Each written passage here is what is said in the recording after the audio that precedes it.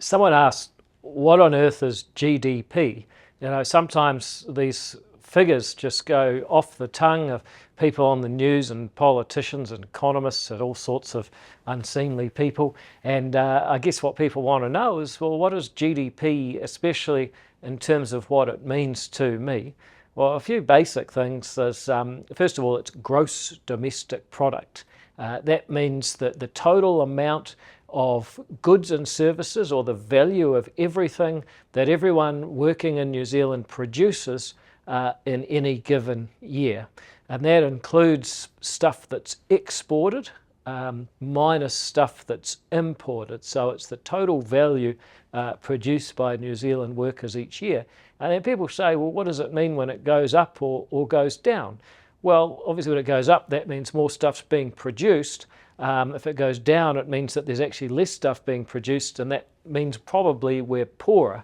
But there's a couple of extra catches. One is inflation. When inflation goes up, the value of GDP might go up because everything costs more, but you're not actually better off. And that's why we like to talk about real GDP after inflation. That's one that can catch people out. People that want to say GDP's going up faster can forget about the inflation. So, oh, it's going up heaps, but you got to adjust for inflation. So it's the amount of actual stuff that's available to be bought in New Zealand each year.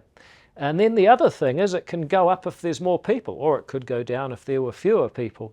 So when an extra few 100,000 people come to New Zealand, that makes the GDP go up because there's more people working and producing stuff, but it doesn't actually mean necessarily that there's more stuff for people to consume. Now, there's other people out there who say, oh, well, GDP's not everything. We need to think about lots of other stuff. Well, that's absolutely right. Of course, the amount of stuff that's out there to be produced, consumed, some people are worried, well, does everyone have a fair share? So it doesn't talk about fairness. That's true.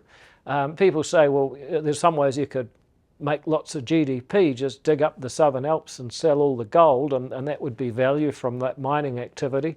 But some people might be upset about the effect on the environment, and they're right. It doesn't include effects on the environment. But all of those arguments are kind of silly because no one ever pretended that GDP was a total measure of everything that is good or bad about life in New Zealand or any other country.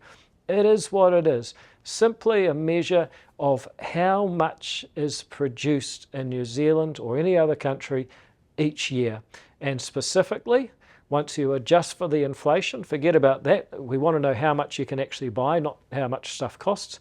And adjusted to what they call per capita or per person, it tells you how much stuff is there in New Zealand for the average person to consume. And sure, people have different amounts, and there's other things that people worry about, fairness, environment, and so on.